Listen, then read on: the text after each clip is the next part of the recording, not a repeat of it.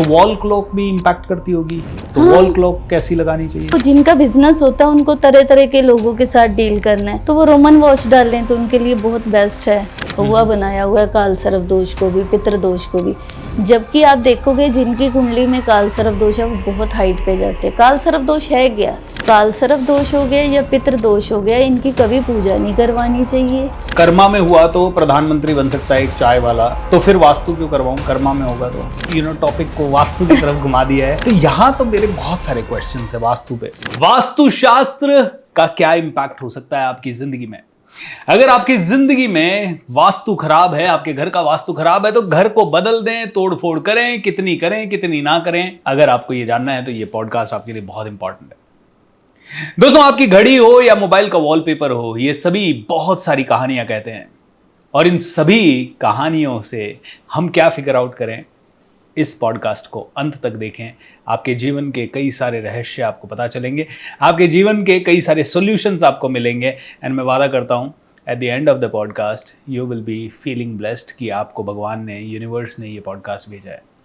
आज हमारे साथ स्टूडियो में है मैम अमृत कौर धवन, जो कि लुधियाना से हैं एंड बहुत ही बड़ी वास्तु स्पेशलिस्ट है। पिछले 25 सालों से astrology, wrist watch analysis and बहुत सारी ऐसी चीज़ें जो कि हम सभी के लिए बहुत यूजफुल हो सकती है। नमस्ते मैम, कैसे हैं आप? नमस्कार, वेलकम टू द स्टूडियो। कैसे चल रहा है आपका सब कुछ? बस बढ़िया, ईश्वर की कृपा है। How wonderful. पहले तो मैम मैं आपसे पूछना चाहूँगा कि क्या सच में वास्तु, एस्ट्रोलॉजी, न्यूमरोलॉजी ये सब काम करता है? क्योंकि मुझे किसी ने एक सवाल पूछा था कि एक रिक्शा वाला है, उसका वास्तु ठीक कर दिया तो क्या वो रातों रात अरबपति हो जाएगा? नहीं, ऐसा नहीं होता कि अरबपति हो जाएगा या वास्तु। जो आप कर्मा करके आए हो उस हिसाब से ही आपको मिलेगा। अगर आपके कर्माज में है कि आप अरबपति बन सकते हो, अगर चाय वाला प्रधानमंत्री बन सकता है, बिल्कुल, तो ऐसे ही ये चीजें काम करती है। और आपने पूछा कि वास्तु कितना % काम करता है, तो मेरे बिहाफ में अगर मैं अपनी लाइफ के चेंजेस देखूं तो 100 नहीं 1001% काम करता है। नहीं, बट जैसे कर्मा में हुआ तो प्रधानमंत्री बन सकता है एक चाय वाला, तो फिर वास्तु क्यों करवाऊं? कर्मा में होगा तो? क्योंकि कर्म और भाग्य दोनों एक साथ चलते हैं, पैरेलली चलते हैं। तो जब आप जैसा कर्म करते हो वैसा ही आपका भाग्य बनता है। उसके लिए कुछ ना कुछ पुरुषार्थ तो करना पड़ता है। फल देना ईश्वर की इच्छा है, लेकिन अगर आप वो पुरुषार्थ ही नहीं करोगे, अगर आपके घर का वास्तु खराब है तो आप कितनी भी कोशिश करी जाओ, वो आपकी जो ग्रोथ है वो बहुत स्लो होगी या कहीं ना कहीं उसमें रुकावट होगी। लेकिन जितनी भी ये रेमेडीज हैं, चाहे लाल किताब कह लो, वास्तु कह लो, न्यूमरोलॉजी कह लो, कुछ भी है, ये सारे क्या करते हैं कि आपकी जो भाग्य की नाली में रोड़े अटके हुए हैं ना, उन रोड़ों को साइड पे कर देता है और आपका जो फ्लो है वो स्मूथ हो जाता है। मतलब दोस्तों, अगर आपके घर तक पाइपलाइन बिछी हुई है तो पानी आने को तैयार है, बट उस पाइपलाइन में अगर पत्थर, बोल्डर, कंकर कुछ पड़े हुए हैं तो उनको हटाती है ये विद्याएं अमृत कौर मैम के हिसाब से। एंड इनफैक्ट मैं भी एनर्जी साइंस में बहुत बिलीव करता हूँ। प्राणिक हीलिंग वगैरह करते हैं और बहुत सारी NLP बेस्ड हीलिंग्स हम करते हैं, and literally it really impacts people. So ma'am, एक बात मैं पूछना चाहूंगा, बड़ा नया सा टॉपिक है जिसके ऊपर आप बहुत बात करते हैं, रिस्ट वॉच। अभी मुझे ये बताइए, मेरे जैसा इंसान घड़ी नहीं पहनता है ना, अब घड़ी पहननी चाहिए या नहीं पहननी चाहिए? पहली तो ये थॉट। सबसे पहली बात है कि घड़ी जरूर पहननी चाहिए। आप देखोगे पुराने जो लोग थे वो घड़ी पहन के रखते थे, क्योंकि उस टाइम पे मोबाइल नहीं था और वो इतने पंचुअल होते थे, उनकी लाइफ में प्रॉब्लम बहुत कम होती थी। एक बंदा काम करता था, पूरी फैमिली बैठ के खाती थी।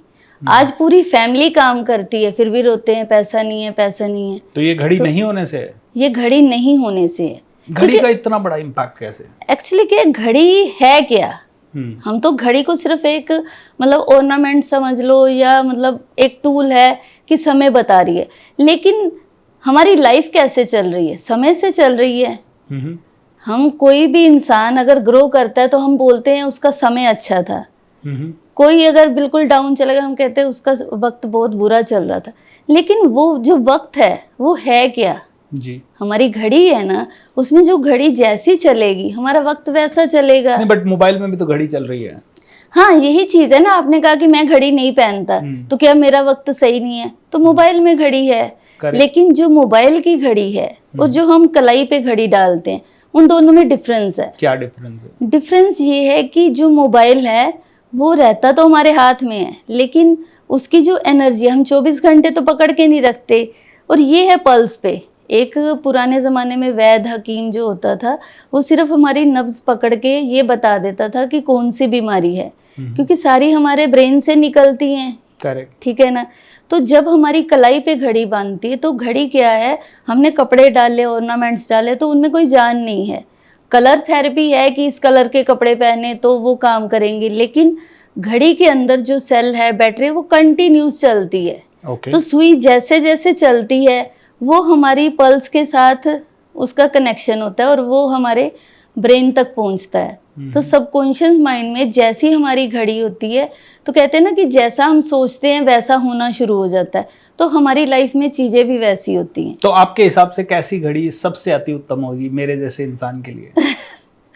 ये तो अगर आप अपने लिए थेरेपी पूछ रहे हो तो मैं बता देती हूँ, अदरवाइज ऐसा नहीं होता कि हर किसी के लिए एक ही घड़ी हो। घड़ी को लेने के लिए आपका डेट ऑफ बर्थ अगर मतलब उसके अकॉर्डिंग लेते हो, एस्ट्रोलॉजिकल चार्ट देखना पड़ता है, न्यूमरोलॉजी का देखना पड़ता है, तो मतलब ज़्यादा अच्छे रिजल्ट आप ले सकते हो। और सिर्फ ये नहीं कि एक घड़ी डाल ली और हमारी लाइफ चेंज होती है, उसके लिए वॉल क्लॉक का भी सही होना ज़रूरी है। जहाँ जहाँ पे भी समय, आपका लैपटॉप है, आपका मोबाइल है, मोबाइल में वॉलपेपर कैसा होना चाहिए, वो क्यों है, क्योंकि उसमें भी घड़ी है। तो घड़ी जिस भी चीज़ के साथ कनेक्ट हो जाती है उसकी मैनिफेस्टेशन फास्ट हो जाती है।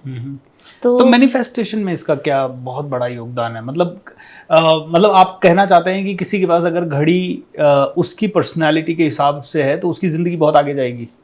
हाँ, उसकी ज़िंदगी बहुत आगे जाएगी। और मेरे पास एक नहीं, हज़ारों ऐसे टेस्टिमोनियल हैं, मेरे उस पर रिव्यूज़ हैं कि लोगों की लाइफ कैसे चेंज होती है। किसी की एक दिन में भी होती है। वैसे मैं 3 महीने का टाइम लेती हूँ कि वास्तु चाहे आपका मोबाइल नंबर है, मैं 3 महीने का टाइम इसलिए बोलती हूँ क्योंकि कुछ लोग इनपेशेंस होते हैं। आज डाली वो देखी जाएंगे भाई, ये वो काम हो जाता है कि आपने बीज डाला और आप कहते हो कि जल्दी से वो पौधा कब बनेगा, फूल कब देगा, फल कब देगा। तो घड़ी डाली, आप भूल जाओ। आपको 3 महीने के अंदर अंदर अपनी पर्सनैलिटी में, अपनी ग्रोथ में, सक्सेस में, हर चीज़ में फ़र्क दिखता है। ओके। और 101% है। तो आप जैसे सजेस्ट करते हो किसी को भी घड़ी, एक जनरल हमारी ऑडियंस के लिए मैं चाहूँगा आप बताएं कि किस किस तरह की घड़ी नहीं पहननी चाहिए लोगों को? किस किस तरह की घड़ी नहीं पहने, ये बहुत अच्छा सवाल आपने किया, क्योंकि मोस्टली लोगों की लाइफ में प्रॉब्लम ही ये है कि उनके जो घड़ी होगी उसमें नंबर नहीं होंगे। तो कभी भी विदाउट नंबर वाली घड़ी नहीं डालनी चाहिए। किसी की बिल्कुल प्लेन होती है, किसी में डैश है, डॉट है, वो आपका मैनिफेस्टेशन ही नहीं होने देती। घड़ी तो आपने डाल ली, घड़ी का साइज भी डिपेंड करता है कैसा साइज हो। अब जब उसमें ये चीज़ें नहीं होंगी, फिर उसमें क्रिस क्रॉस वगैरह है या काफ़ी सारी शेप्स बनी होती हैं या ऊट पटांग शेप की घड़ियां हैं, तो गोल ही पहननी चाहिए आपके? नहीं, ऐसा नहीं है गोल। ये रिक्वायरमेंट है, आपका काम कैसा है। अगर आप मोटे हो और आपने गोल घड़ी पहन ली तो और मोटे हो जाओगे। अच्छा। अगर आप पहले से ही इमोशनल हो, आपने गोल घड़ी पहन ली और इमोशनल हो जाओगे। तो हर किसी के लिए गोल घड़ी भी अच्छी नहीं होती। किसी को हम स्क्वायर बोलते हैं, किसी को हेक्सागोनल बोलते हैं, किसी को हम ये हॉरिजेंटल भी बोलते हैं। तो अलग अलग काफ़ी सारी मतलब 20-25 तक की हैं शेप्स जो अलग अलग टाइप के रिजल्ट देती हैं। तो रिक्वायरमेंट है कि किसका काम कैसा है, हमें पहले काम भी पूछना पड़ता है, डिज़ायर पूछनी पड़ती है। तो जैसे इंसान की डिज़ायर होगी, एक इंसान का काम है कि वो मतलब सिटिंग वाला है, कोई लैपटॉप पे काम कर रहा है, और किसी का है भाग दौड़ करने वाला जी। अब भाग दौड़ करने वाले को अगर हमने हॉरिजेंटल डलवा दी तो वो काम ही नहीं करेगा, लेथार्जिक हो जाएगा। और काम उसका हुआ कोई सॉफ्टवेयर का, तो उसके काम में प्रॉब्लम आएगी क्योंकि वो उठ के भाग नहीं, मतलब उसको बैठना ही बैठना है। तो ये डिपेंड करता है कि कैसी शेप देनी है। Wow, interesting. दोस्तों, घड़ी से इतनी सारी चीज़ों की जानकारी मिलती है कि घड़ी गोल पहन ली तो आप और ज़्यादा मोटे हो सकते हो, और अगर आपने घड़ी रेक्टेंगल पहन ली तो कहीं ना कहीं आपका काम में मन थोड़ा कम लगने लग सकता है। मतलब बहुत सारी चीज़ें हैं डिपेंडिंग अपॉन द पर्सनैलिटी। और आप में से कोई भी आदमी इसके बारे में और ज्यादा चर्चा करना चाहे तो अमृत कौर मैम से कनेक्ट कर सकता है। इस वीडियो के नीचे मैं उनका सारा डिटेल दूंगा, बिकॉज आई नो आप में से कई लोगों की जिंदगी में बहुत सारी क्यूरियोसिटी होगी। अब मुझे ये बताइए मैम, बहुत सारे ग्रह हैं, नक्षत्र हैं, तो वो भी क्या घड़ी को इम्पैक्ट करते हैं? बिल्कुल। कैसे? सीरियल ही था महाभारत, जिसमें स्टार्टिंग में ही आता, अभी वाला महाभारत नहीं जो पुराना था, मैं समय हूँ, तो उसने भी यही कहा। तो समय है क्या? समय एक्चुअल में शनि का होता है। अच्छा। जो घड़ी होती है वो सूर्य की होती है, मतलब इसमें सारे प्लैनेट्स आ जाएंगे। ओके। क्योंकि इसीलिए एस्ट्रोलॉजी का चार्ट लेती हूँ ना, कि मेरे को देखना है कि उसका कौन सा प्लैनेट कहाँ पे है, उसको किस शेप की देनी है। अब समय हो गया शनि से रिलेटेड, और घड़ी होगी शनि से, और जो सूर्य है वो हो गया समय का, क्योंकि समय पे उगना और अस्त होना उसी का ही काम है। तो पंचुअलिटी है उसमें, तो सूर्य भी आ गया। राउंड शेप जो होती है वो बुध की होती है, तो उसमें मरकरी आ गया। अब घड़ी लग्जरी से रिलेटेड है तो वीनस आ गया, उसमें कई बार डायमंड होते हैं या कलर हैं, कौन सा कलर किस प्लेनेट का है, तो वो चीज़ आ जाती है। उसकी जो शेप्स आती है, जैसे स्क्वायर शेप होगी तो वो मंगल की है, मंगल नेक की है। अगर कोई ऊट पटांग शेप है तो वो मंगल बद की है। तो ये सारी चीज़ें पूरे प्लेनेट से ही रिलेटेड है। इसमें जो नंबर्स हैं वो न्यूमरोलॉजी के आ जाते हैं, उसमें भी सारे प्लैनेट्स ही आ जाते हैं। तो इसलिए आपका डेट ऑफ बर्थ के हिसाब से अगर घड़ी डालते हो तो मैनिफेस्टेशन ज़्यादा अच्छा होता है। लेकिन आजकल तो स्मार्ट वॉच का जमाना है। हाँ, स्मार्ट वॉच का, क्योंकि स्मार्ट लोग हैं तो स्मार्ट वॉच ही डालेंगे। तो स्मार्ट वॉच डालें या ट्रेडिशनल घड़ियां डालें? डिपेंड ये भी करता है कि किसको कैसी डालनी चाहिए। अब बट मैंने सुना है कि स्मार्ट वॉच डालना मतलब इज नॉट दैट गुड। नहीं, ऐसा कुछ नहीं। मैं खुद डालती हूँ, मेरे बच्चों के पास हैं, काफ़ी लोगों को मैं सुजेस्ट भी करती हूँ। क्यों? क्योंकि अगर आप कहो कि आप किसी एज पर्सन को स्मार्ट वॉच डलवा रहे हो तो उनके लिए बैड है, क्योंकि ये आपको मल्टी टैलेंटेड बनाती है स्मार्ट वॉच जो है। लेकिन अगर आपकी स्मार्ट वॉच कर्वी एज वाली होगी, जैसे एप्पल की वॉच है, स्क्वायर में होती है और उसके कर्वी एज होते हैं, तो वो शेप जो है वो प्रॉब्लम करती है। अच्छा, स्मार्ट वॉच नहीं प्रॉब्लम करती। अगर किसी ने भी एप्पल वॉच डाली होगी तो उसके देखना काम डिले होते हैं, काम डिले होंगे, और उसकी डेली चार्जिंग होती है, उसकी वजह से उनकी सेविंग कम होगी। और डेली के जो काम हैं उनको डेली डे टू डे जो भी काम कोई कर रहा है उस हिसाब से काम करना पड़ता है, कि आज काम किया उतना ही कमाया, उतनी ही इनकम है, उतना ही खर्चा हो जाता है, सेविंग नहीं कर पाते। और काम डिले इस वजह से होते हैं क्योंकि उसकी जो कर्वी शेप, बोलने में वो बहुत अच्छे होंगे, सॉफ्ट होंगे, लेकिन जो कर्वी शेप हो जाते हैं ना, जैसे एक हम चौरस्ता है उसको क्रॉस करते हैं तो टाइम ज़्यादा लगेगा, एकदम से मुड़ना है तो टाइम कम लगेगा, इस वजह से उसमें डिले होते हैं। तो जितने भी इस तरह की शेप वाली, जरूरी नहीं मैं कहती कि एप्पल की ही वॉच आपकी फिटबिट की है, जो भी जिसके राउंडेड एज आ गए वो आपका काम खराब करेंगे। अदरवाइज जो बच्चे हैं, टीन एज हैं, उनके लिए बहुत अच्छी है, क्योंकि उनको ग्रो करना है, मल्टी टैलेंटेड बनना। उसमें जितनी एक्टिविटीज़ हैं उसमें आप देखिए जीपीएस भी है, उसमें आपका ट्रैकिंग है, कहाँ पर आप कितने स्टेप चल रहे हैं, हार्ट रेट है, बहुत ज़्यादा चीज़ें हैं। तो जैसे उसमें है वैसे ही आप स्मार्ट बन जाते हो। पर इसमें एक प्रॉब्लम ये है कि ऐसे लोगों का फोकस जो है ना वो काफ़ी जगह पे जाता है। अगर आपका एक ही गोल सेट है, उनके लिए स्मार्ट वॉच अच्छी नहीं है। तो बच्चों को ये है कि हर जगह पे ध्यान देना है, पेरेंट्स पे भी, पढ़ाई पे भी, गर्लफ्रेंड पे भी, बॉयफ्रेंड पे भी तो वो तो आजकल चलता है। तो यानी कि ये मल्टी टैलेंटेड बनाती है, तो बच्चों के लिए सही है। पैसों के लिए कौन सी वॉच सबसे, क्योंकि है ना बहुत सारे लोगों को बहुत सारे पैसे चाहिए, एंड एक जनरल ऐसा कुछ बताइए जिससे कि एटलीस्ट क्योंकि हर आदमी शायद आपके पास नहीं आएगा, हर आदमी मेरे पास नहीं आएगा, लेकिन कई लोग शायद इस पॉडकास्ट से ही एक छोटा डिसीजन अगर ले लें वो किसी चीज का और उनकी जिंदगी में बहुत ज्यादा बदलाव आ जाए, तो व्हाट कैन दैट बी? पैसों के लिए, पैसा आपको पता है वीनस से रिलेटेड है। तो वीनस क्या है? वीनस यानी कि शुक्र। अच्छा। तो शुक्र लग्जरी का देवता है। तो शुक्र आपको पैसा देता है, फैमिली देता है, लग्जरी देता है। तो उसका अगर हम स्टोन भी बताते हैं तो उसका सब्स्टिट्यूट है जरकन, नहीं तो डायमंड। अगर आपको पैसा चाहिए तो डायमंड वाली वॉच डाल लो। ये देखिए मैंने भी डाल रखी है। असली डायमंड सब लोग नहीं ले पाएंगे तो नहीं, घड़ी में ओरिजिनल डायमंड नहीं चाहिए, जो स्टड वाली नहीं आती, अच्छा। Normal stud. अब इसमें कोई ओरिजिनल डायमंड नहीं है, हाँ हाँ। लेकिन जैसे इसमें स्टोन्स हैं तो बट इसमें जैसे आपके इसमें फुल नंबर्स नहीं है, ये रोमन नंबर्स हैं। हाँ, इसका भी अलग अलग है। अगर आपको स्ट्रेंजर से मिलना है, मतलब आप चाहते हो कि आपकी लाइफ में नए नए लोग आए, कुछ लोग हैं कि किसी से बात नहीं कर पाते खुल के, या घर से बाहर नहीं जा पाते, या कोई अनजान आदमी आ गया तो डर जाएंगे। तो जो लोग भी रोमन वॉच डालते हैं, या मैं जितने भी बिजनेसमैन हैं, उनको जॉब वाले हैं तो उनको तो उतना ही उनका एरिया है, तो जिनका बिजनेस होता है उनको तरह तरह के लोगों के साथ डील करना है, तो वो रोमन वॉच डाल लें तो उनके लिए बहुत बेस्ट है। वाओ, तो बिजनेसमैन को रोमन अक्षरों की वॉच डालनी चाहिए। उनकी लाइफ में वैसे वैसे लोग, स्ट्रेंजर्स मतलब परदेसी, परभाषी, तो जिनको फॉरेन जाना है उनको भी हम रोमन वॉच ही डलवाते हैं। क्योंकि परदेसी परभाषी जो लोग हैं वो आपके साथ कनेक्ट होना शुरू हो जाते हैं।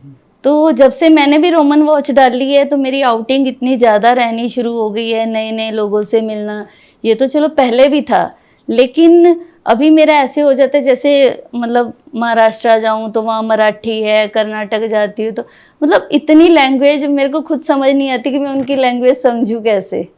तो ये चीज़ होती है। और फॉरेन के ट्रैवल तो मेरे चलते ही रहते हैं। तो किसी को भी अगर आप चाहते हो कि कोई फॉरेन ट्रैवल करे तो उनको भी आप ऐसी घड़ी और कोई चाहता है कि ज्यादा ट्रैवल ना करे, एक ही जगह बैठे शांत रहे, मेडिटेशन करे, स्पिरिचुअलिटी में ज्यादा जाए, तो उसको क्या करना चाहिए? फिर वो बिल्कुल प्लेन ब्लैक कलर की वॉच डाल ले। अच्छा। बिल्कुल प्लेन वॉच जो होगी ना, वो आपको किसी के साथ ज्यादा मिलना जुलना, ऐसा बंदा बिल्कुल चुप रहेगा।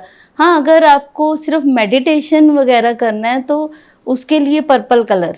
इतनी चीजें ध्यान कैसे रखेंगे एक साधारण आदमी? आपका तो ये प्रोफेशन है, लेकिन हर आदमी, क्योंकि देखिए अभी आपने कहा कि विदेश जाना है, हर महीने कोई अलग रिक्वायरमेंट हो सकती है। 2 महीने ऐसा हो सकता है कि एक जगह बैठना हो आदमी को, 4 महीने ऐसा हो सकता है कि उसे भागना हो। तो क्या वो अलग अलग घड़ियां रखें?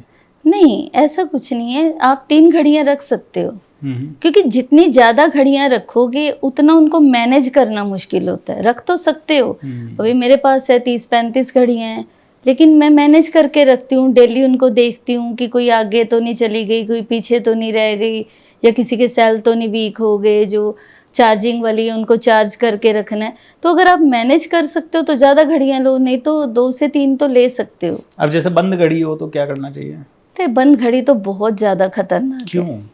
बंद घड़ी का मतलब आपका समय रुक गया ना। ऐसे कैसे?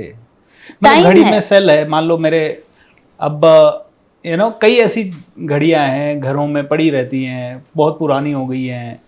अब वो कहीं किसी ड्रॉर में पड़ी है, वो कहीं और कहीं पड़ी है, दीवार पे भी लगी है, तो मान लो पुराने घर में लगी हुई है, पुश्तैनी घर में लगी हुई है, वहाँ हम साल में एक बार जाते हैं, तो घड़ियां हो जाती है बंद। कोई चाबी वाली घड़ी है पुरानी, मेरी एक बहुत पुरानी हमारी मम्मी के टाइम की शादी की घड़ी है, अब वो चाबी वाली घड़ी है। हम उस घर में कभी 3 महीने में एक बार जाते हैं, कभी 6 महीने में एक बार जाते हैं, तो वो बंद पड़ी रहती है तब तक। जब घड़ी बंद होती है ना, एक्चुअली क्या है कि घड़ी बंद होने का मतलब है कि आपका समय रुक गया। समय है ना, समय बता रही है, कंटिन्यूस चल रही है। तो जब वो समय रुक जाता है और बंद घड़ी हो जाती है राहु की। लाल किताब में घड़ी को बुध और राहु मानते हैं, ठीक है। तो जब वो बंद हो गई तो आपका जो राहु है वो नेगेटिव इम्पैक्ट देना शुरू कर देगा। राहु से सारी दुनिया डरती है, लेकिन राहु एक ऐसा प्लेनेट है, अगर ये अच्छा है तो आपको पता नहीं कहाँ से कहाँ ले जाएगा। अगर बुरा है तो आपको इतना स्ट्रगल करवा देगा, इतना करवा देगा कि आप ये सोचोगे कि मैं पैदा ही क्यों हुआ। मतलब बंद घड़ी हो गई तो राहु खराब होगा, उसकी वजह से आपके घर में इलेक्ट्रॉनिक सामान धीरे धीरे खराब होना शुरू हो जाएगा, आपके घर में लड़ाई झगड़े शुरू हो जाएंगे। मेन है कि आपका जो चलता काम है ना, वो धीरे धीरे ऐसे बंद होने लगेगा कि बंदे को लगता है कि मेरा किसी ने काम बांध दिया है। मतलब डाउनफॉल आना शुरू होता है, क्योंकि घड़ी फ्लो है ना, कंटिन्यूस चलने वाली चीज़ है। तो वो फ्लो में बाधा आएगी तो उनको स्टमक से रिलेटेड इश्यूज आने शुरू हो जाएंगे। उनके घर की जो टॉयलेट सीट है या सीवरेज पाइप है उनमें ब्लॉकेज शुरू हो जाएगी। फिर कॉन्स्टिपेशन की प्रॉब्लम, पाइल्स की दिक्कत, ये सारी धीरे धीरे फैमिली में आनी शुरू हो जाती हैं। ओके। हेल्थ इश्यूज देती हैं। तो जैसे अब घर में 5-6 मेंबर्स हैं तो वॉल क्लॉक भी इम्पैक्ट करती होगी, तो हाँ। वॉल क्लॉक कैसी लगानी चाहिए? वॉल क्लॉक ऐसा होता है कि बेडरूम में कैसी होनी चाहिए, किचन में कैसी हो, डाइनिंग में कैसी हो, ड्राइंग रूम में कैसी हो, हर जगह जैसे की एक पर्टिकुलर जो मतलब सबके लिए बेस्ट हो सकती हो। सबके लिए बेस्ट फिर आपको ड्राइंग रूम में लगानी पड़ेगी, क्योंकि बेडरूम जो होता है वो आपका पर्सनल स्पेस है। तो वहां पर जो घड़ी लगती है वो हम अलग रेकमेंड करते हैं, जिस हिसाब की उनकी एज होती है, एज के हिसाब से हम कलर बताते हैं या कुछ भी है। तो अगर बेस्ट घड़ी ड्राइंग रूम के लिए, यानी कि आप पूरी फैमिली के लिए अच्छा करना चाहते हो, तो राउंड शेप की लगाओ, क्योंकि राउंड शेप में काफ़ी ऐसी चीज़ें, मतलब ये इसमें मत सोचना कि सब मोटे हो जाएंगे, क्योंकि जो यहाँ पे लगाएगा वो उसकी बॉडी पे असर करेगा। और जो आपने वॉल क्लॉक लगाई वो राउंड शेप की लगाओ और उसमें फुल नंबर्स हों। कोई भी इस तरह के अननेसेसरी डिज़ाइन, कोई तोता हो गया, कोई मतलब पीकॉक हो गया, इस तरह का बहुत सारी वॉचेस आती है जिसमें उल्टी पुल्टी सारी चीज़ें होती हैं, या शो वाली इतनी बड़ी बड़ी घड़ियां होती हैं और उसमें ये है ग्लास नहीं है, किसी में कोई ट्रांसपेरेंट है, किसी के बैक पे नहीं स्पेस दी हुई। तो कभी भी जो कहते हैं ना कि आजकल इंटीरियर वाले ही ऐसी घड़ियां सुजेस्ट करते हैं कि ये वॉल पे आपकी ऐसी नहीं जचेगी, तो उनके चक्कर में मत पड़ो। सिंपल सी घड़ी हो जिसमें आपको क्लैरिटी से सब दिखता हो, सारे नंबर्स हो, सुइयां जो हैं वो टिक टिक करने की आवाज ना आती हो, स्मूथ सी घड़ी हो, ऐसी लगाए। दोस्तों देखिए, एक घड़ी के बारे में अभी तो हमने चर्चा की, और एक घड़ी के बारे में कितनी सारी चीजें हैं जो कि हम सभी को पता हो सकती है और होनी चाहिए। अगर इनमें से 2-3 चीजें अगर मैं पकड़ूं तो बंद घड़ी नहीं होनी चाहिए, है ना। दूसरी चीज मैं अगर पकड़ूं तो घड़ी आप कहते हो कि पहनो, बस मेरे जैसा इंसान पहनता नहीं। अच्छा, घड़ी नहीं पहनने के क्या इम्पैक्ट होते हैं? अगर घड़ी इंसान नहीं पहनता ना तो वो पंक्चुअल नहीं हो पाता। सबसे क्या बात कर रहे हो? मैं तो बहुत पंक्चुअल रहता हूँ। नहीं, आप आज भी लेट आए। अरे ऐसा नहीं है, मैं तो जानबूझ के लेट आया क्योंकि मुझे पता है यहाँ पे सिस्टम सेटअप होने में 10 मिनट लगने वाले हैं। नहीं, कहीं ना कहीं बंदा टाइम को मैनेज करने की कोशिश में लगा रहता है, वो टाइम को मैनेज कर नहीं पाता, उसको प्रॉब्लम आती है। जो इंसान घड़ी डाल के रखता है ना, वो अपने समय को साथ लेकर चलता है, वो पंक्चुअल हो जाएगा। मैंने तो देखा है अक्सर अधिकांश लोग जिनके हाथों में घड़ी है वो मेरे से 1000 गुना ज्यादा लेट आते हैं। उनकी घड़ी नहीं अच्छी होती ना, उसमें नंबर्स नहीं होंगे, उनमें डैश या डॉट होगा या बिल्कुल प्लेन होगी, केयरलेस होंगे, ऐसी घड़ी होती है। अधिकांश महिलाओं को मैंने देखा है घड़ी बांधो तो भी आधा घंटा लेट। नहीं, उनको मेकअप करना होता है। हाँ, तो यही तो मैं लेकिन घर में वो पंक्चुअल होंगे कि इतने बजे खाना बनाना है, इतने बजे। ये तो मैं बड़ा मुझे ऐसे लगता है। अच्छा हाँ, घड़ी नहीं होती और क्या बताओ? चलो, घड़ी नहीं होती तो इंसान यही कि अपने समय को साथ लेकर नहीं चलता, उसकी जो किस्मत है ना वो कहीं ना कहीं, मैंने जैसे बताया कि सारे प्लैनेट्स उससे रिलेटेड है, तो कहीं ना कहीं उसकी ग्रोथ जो है वो स्लो होती है। घड़ी नहीं होने से ग्रोथ? हाँ, घड़ी नहीं होने से। मैं तो कहता हूँ घड़ी नहीं, फ्रीडम नहीं होता। नहीं, आप देखिए आपके पेरेंट्स घड़ी लगाते थे तो उस टाइम में आपके घर के फैमिली मेंबर्स कितने काम करते थे और कितने परिवार को बहुत करते थे, लेकिन स्ट्रगल बहुत था।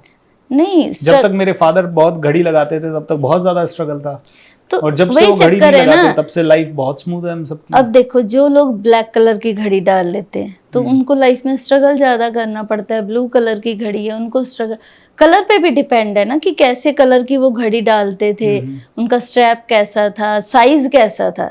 सबसे पहले तो हमें घड़ी का साइज देखना पड़ता है और किस हाथ में डाल रहे थे ये भी डिपेंड करता है।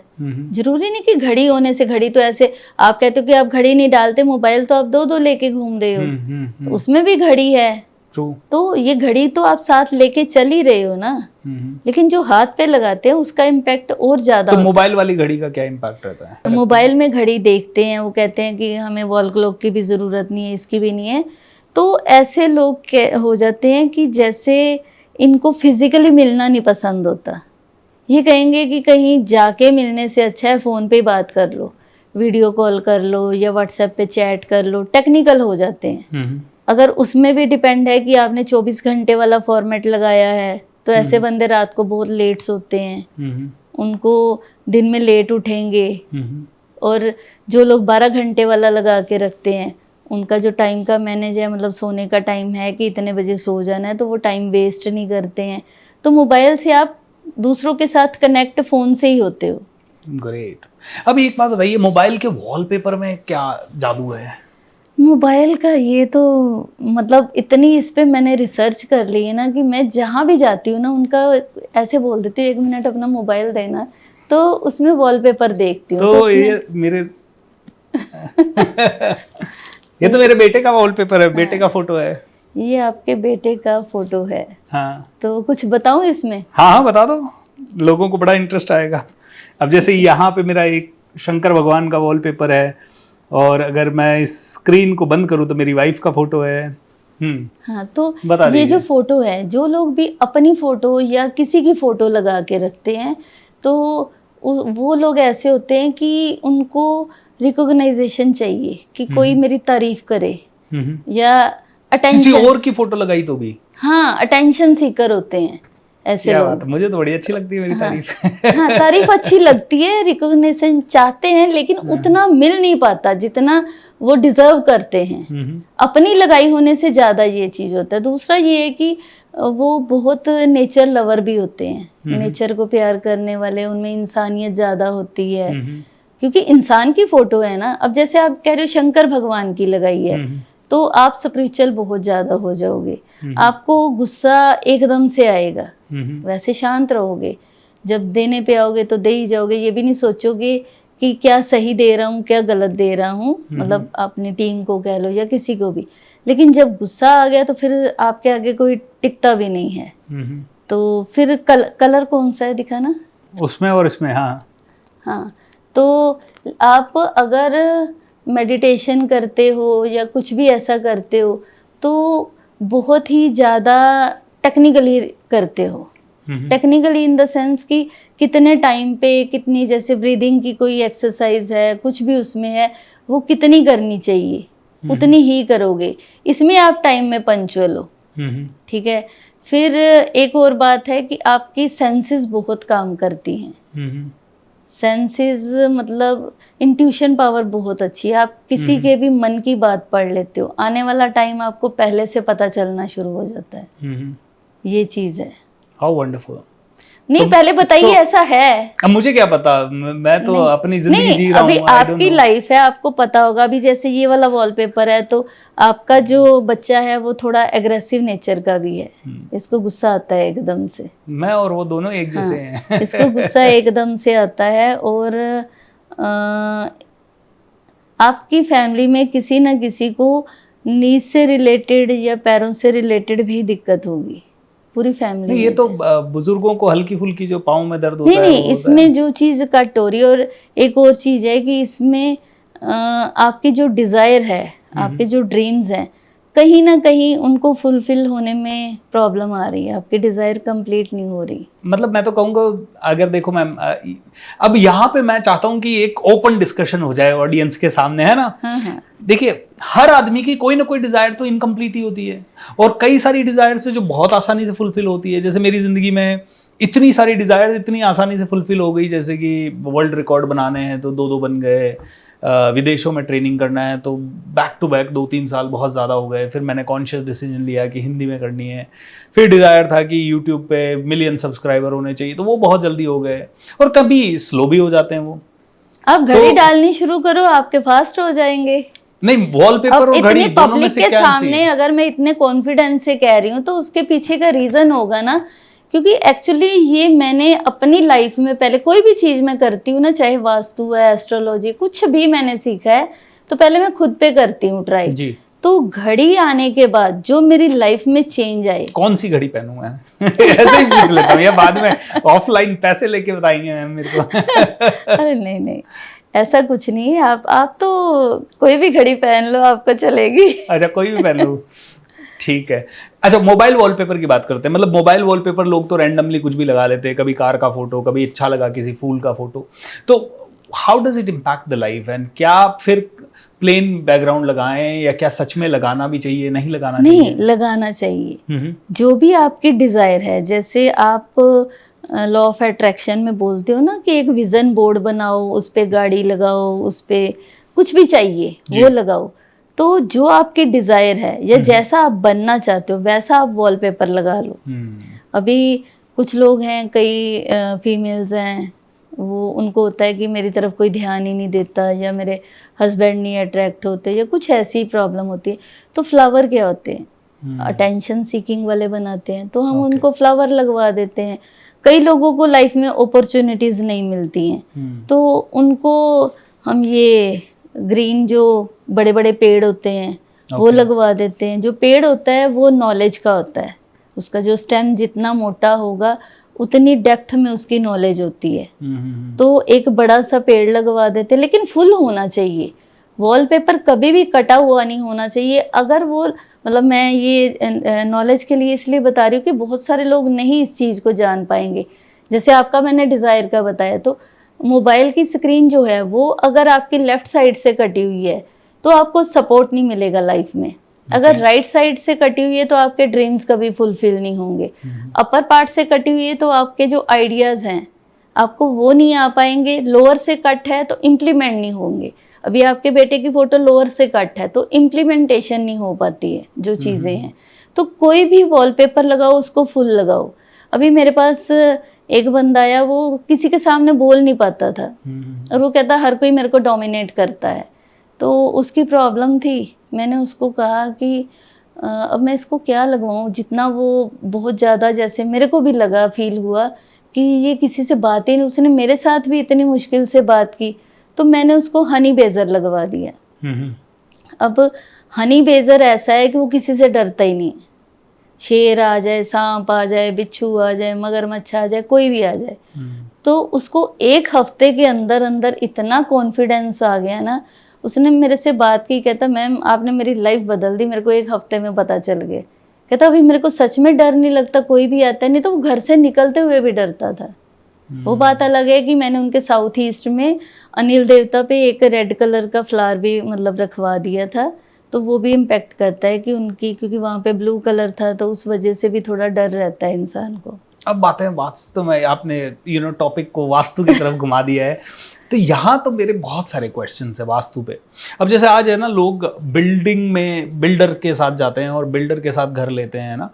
अब बिल्डर के जितने भी घर हैं उनमें उनको वो पाइप्स वगैरह, होल वगैरह, फ्लैट्स हैं बहुत सारे, तो कई सारे कटे फटे टर्न्स होते हैं ना। कहीं से बालकनी निकाली है, कहीं से पाइप्स उनको उतारने हैं, कहीं पे एसी का वेंट देना है उनको, बिल्डिंग का मेंटेनेंस एरिया देना है, तो लिफ्ट वगैरह सब करके घर आड़े तिरछे ही रहते हैं मोस्टली। कोई भी चौरस घर तो है ही नहीं। तो फिर उनके वास्तु का कैसे इम्पैक्ट होगा? और किसी भी आप फ्लैट में चले जाओ, वो वास्तु के हिसाब से आपको 100% मिलेगा ही नहीं। हाँ, तो फिर प्रॉब्लम भी रहती है। तो उनका सोल्यूशन भी है। अगर कोई वास्तु करवा लेता है तो हम उसकी बैलेंसिंग करते हैं। कहीं पे मिरर लगवा देते हैं, जहाँ से कट है तो वहाँ मिरर लगा तो एक्सटेंड हो जाती है वो जगह। लेकिन ये देखना पड़ता है कि वो साउथ ना हो, ठीक है ना, या साउथ वेस्ट ना हो, वहाँ पे मिरर नहीं लगता है, साउथ ईस्ट में नहीं लगता। तो अगर वो कट है तो वो लगवा देते हैं, नहीं तो टेप आती है या पेंट आ गया, कहीं पे फ्लावर लगवा दिए, कहीं पे कोई पेंटिंग लगवा दी, तो उससे उसका ट्रीटमेंट हो जाता है। मतलब बिना तोड़ फोड़ के सिंपल रेमेडीज जो कम से कम खर्चे की होती है उससे बैलेंस हो जाता है। नहीं, बट पहले के घरों में होता था कि ब्रह्म जो आपका स्थान होता है घर का, बीचों बीच वाला सेंटर एरिया, वो बड़ा खुला होना चाहिए, बड़ा लंबा चौड़ा होना चाहिए, उसके आसपास कोई टॉयलेट वगैरह ना हो, उसकी छत ऊपर की खुली होती थी। आजकल ऐसा कुछ है ही नहीं, तो अब क्या कर सकते हैं उसमें?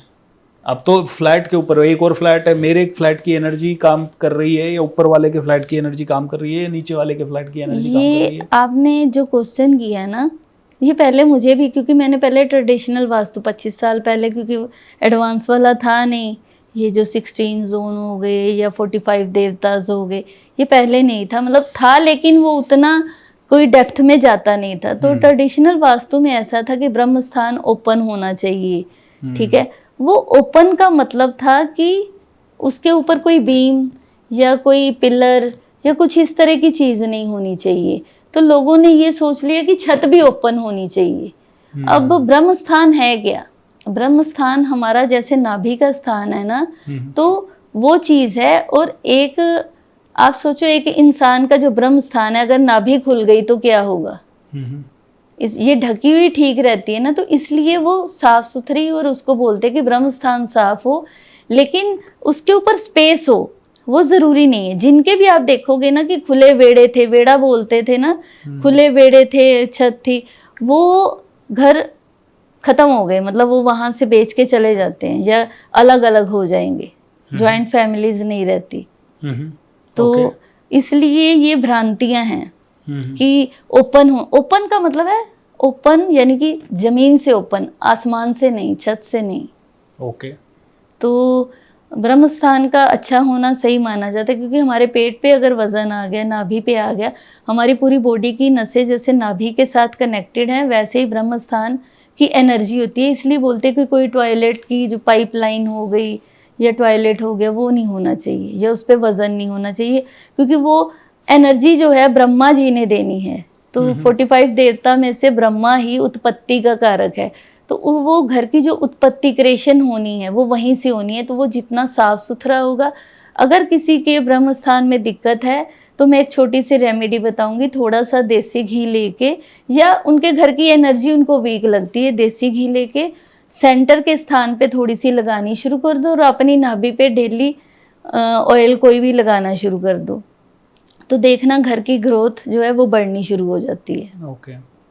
अब जैसे आजकल हर घर में ऑलमोस्ट रिश्तों की प्रॉब्लम आ रही है, तो ये इसमें वास्तु का कितना बड़ा रोल होता है? बहुत बड़ा। कैसे? बहुत ही बड़ा। कैसे? क्योंकि आजकल रिश्तों में कड़वाहट इसलिए आ रही है, पहले आपने जैसे पुराने ज़माने में देखा होगा कि घर के बाहर चप्पल उतार के आते थे, और डोर पे ही नल लगा हुआ होता था, वहाँ हाथ पैर धो के फिर अंदर एंटर करते थे। फिर जहाँ पे रूम है या किचन है उससे कहीं दूर टॉयलेट होती थी, या बाहर जंगलों में जाते थे, खेतों में जाते थे। अब आज हर घर में जॉइंट टॉयलेट है, ठीक है। दूसरी बात, एक तो इतने सारे टॉयलेट हो गए, टॉयलेट है राहु का स्थान, फिर टॉयलेट अटैच है बेडरूम के साथ, अटैच हो गया। अब बेडरूम क्या है, हस्बैंड वाइफ का या पेरेंट्स का कोई रूम है, तो साथ में हमने राहु को रख लिया। और राहु को रखा भी कैसे? किसी भी घर में आप देखोगे सबसे ज़्यादा अट्रैक्टिव टॉयलेट ही बनती है आज की डेट में।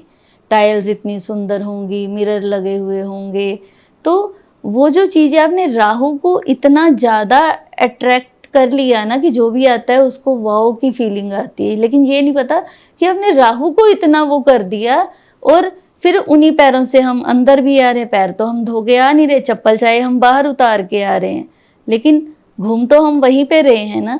तो वो सारी एनर्जीज, फिर लोग टॉयलेट का ढक्कन भी नहीं बंद करके रखते, तो टॉयलेट का ढक्कन हमेशा बंद रखना चाहिए, क्योंकि वो एनर्जी उतनी ही ज़्यादा फैलती रहती है। तो ये दिक्कत है कि रिश्तों में ज़्यादा प्रॉब्लम आ रही है। ओके। लेकिन आजकल कोई मानता नहीं है, किसी को कहो कि नहीं इतने टॉयलेट मत बनाओ घर में। आजकल तो कंफर्ट की बात है। हाँ, कंफर्ट की कि हमें जाना पड़ेगा, तो दिक्कत यहाँ पे है। True. अब हमारा घर है, चाहे कितना भी बड़ा है, लेकिन टॉयलेट एक ही बनाई हुई है। कोई कहता है कहीं जाए, कोई गेस्ट आएगा, कितने दिन के लिए आएगा, वही यूज कर ले। हम अपनी लाइफ में दूसरों की वजह से प्रॉब्लम क्रिएट करते हैं कि लोग क्या कहेंगे। ओके। तो अभी वास्तु में 4 ही दिशाएं होती है, तो किसी का घर अगर ईस्ट में होगा फेसिंग, तो किसी का वेस्ट फेसिंग होगा, तो किसी का साउथ फेसिंग होगा, तो किसी का नॉर्थ फेसिंग, ज्यादा ज्यादा ये 4 दिशाओं की 8 दिशाएं मान लो। थोड़ा बहुत एंगल आगे पीछे हो गया। तो अब इस सिचुएशन में, अब जैसे पुराने जितने भी घर बने हुए थे, जिधर जिसको मौका मिल गया, जिसकी जमीन जिधर हो गई उधर बना दिए। अब तोड़ फोड़ इतनी तो पॉसिबल नहीं है। किसी ने फ्लैट खरीदा तो सस्ता मिल गया तो उसने वेस्ट फेसिंग ले लिया, किसी ने साउथ फेसिंग भी ले लिया, सब बिक भी नहीं रहे, राइट। अब एक बार ले लिया तो वो बिक भी नहीं रहा, बिक भी रहा है तो बेचें क्यों, और बेचना ही क्या एकमात्र सोल्यूशन है। तो इनका क्या मतलब मुझे समझ नहीं आता कि आदमी क्या इतना ज़्यादा प्रॉब्लम इन चीज़ों से होती है? नहीं, प्रॉब्लम होती है, लेकिन इतनी ज़्यादा नहीं होती कि हम इसको इतना हावी हो जाएं कि इस घर को बेच दें। सोल्यूशन हर चीज़ का है। अब ऐसा तो नहीं है कि हमारे कहीं पे कोई चोट लग गई है या कोई जख्म हो गया है तो हम वो अंग को ही काट देंगे, या हम अपनी कह दें कि बॉडी ही कहें कि रिप्लेस करवा लें। तो जैसे ट्रीटमेंट हमारी बॉडी के हैं, कोई भी बीमारी होती है इलाज है, तो ऐसे ही वास्तु में भी हर चीज का इलाज है।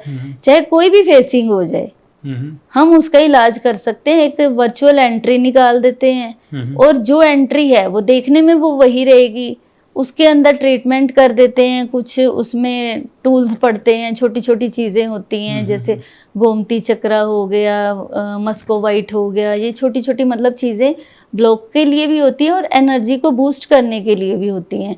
तो वर्चुअल एंट्रीज निकल जाती हैं, तो नई एंट्री हम निकाल देते हैं बिना तोड़ फोड़ के। बेचना तो कोई रीज़न मतलब बनता ही नहीं है ना। तो इसका सोल्यूशन है, किसी की प्रॉपर्टी नहीं बिक रही है तो उसका सोल्यूशन है, किसी ने मतलब खरीदनी है तो वो भी इजी है, क्योंकि इसके जो देवताज होते हैं ना 45 देवताज, तो उनको सिर्फ एनर्जी देनी है। तो उनको प्रसन्न करना है। जैसे हम अपने भगवान को, इष्ट को मानते हैं या अपने घर में पेरेंट्स को खुश रखते हैं। कहते हैं ना कि अगर किसी को इम्प्रेस करना है तो उसके बच्चे से प्यार कर लो, तो ऐसे उस जगह के देवता को इम्प्रेस कर लो तो सही हो जाता है। मैं कभी तोड़फोड़, सिर्फ नॉर्थ ईस्ट की अगर टॉयलेट है उसको नहीं मैं ट्रीट करवाती, उसके बिना कहीं पे भी कोई भी दिक्कत है नहीं। बट नॉर्थ ईस्ट में अगर टॉयलेट है तो उसका क्या करना चाहिए? नॉर्थ ईस्ट की टॉयलेट को वहां से रिमूव ही करवाना पड़ेगा। अब ये थोड़ी कि घर भेज देंगे, टॉयलेट है उसको बंद करवा के और कहीं और शिफ्ट करवा दो। अब मेरे ऑफिस में है नॉर्थ ईस्ट में, आपके ऑफिस में तो उसको शिफ्ट करेंगे? नहीं कर सकते हैं, नहीं कर सकते, पूरा ऑफिस शिफ्ट करना पड़ेगा। तो ट्रीट कर देंगे। ऑफिस की अलाउड होती है, एक ये भी बात है, घर की नहीं अलाउड, क्योंकि ऑफिस में आप 24 घंटे नहीं रह रहे। घर में अगर आप ऑफिस से आ गए, घर में पेरेंट्स हैं, वाइफ है, बच्चे हैं, तो उनको एनर्जी इम्पैक्ट करती है। नॉर्थ ईस्ट की टॉयलेट बहुत बुरा इफेक्ट देती है। किस तरह का इफेक्ट दे सकती है? नॉर्थ ईस्ट वास्तु पुरुष का सर है, मतलब ये जो जगह है, फेस है हमारा, तो नॉर्थ ईस्ट में फेस आता है। हम जो खाएंगे वैसे ही हमारा शरीर का पोषण होगा ना। तो घर का जो नॉर्थ ईस्ट है वहाँ पे हम क्या दे रहे हैं? हम वहाँ पे गंदगी क्यों देंगे? तो हम गंदगी खाएंगे तो हमारी बॉडी बीमार होगी ना।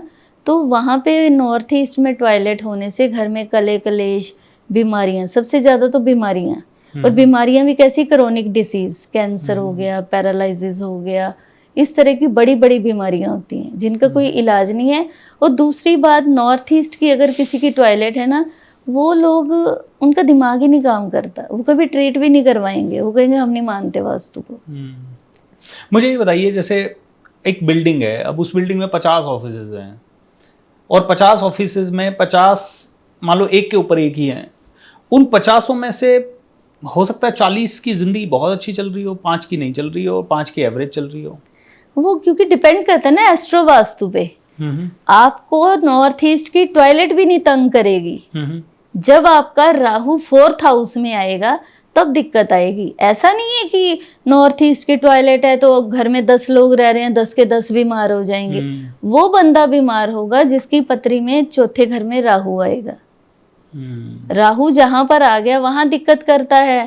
तो ऐसे ही मान लो किसी ने नॉर्थ ईस्ट में किचन बना दी, तो उसका घर में नहीं भी कोई मांगलिक है ना, तो उनके घर में मांगलिक योग बन जाएगा, घर में कलेश बहुत ज्यादा होंगे। किसी के भी देख लेना, घर के नॉर्थ ईस्ट में मतलब ये है, रेड कलर है, लोग नॉर्थ ईस्ट में मंदिर बना देते हैं कि नॉर्थ ईस्ट में मंदिर होना चाहिए। तो किताबों में भी लिखा है, टिप्स भी आते हैं, नॉर्थ ईस्ट में लोग मंदिर बना देते हैं और वहां पर क्या कर रहे हैं?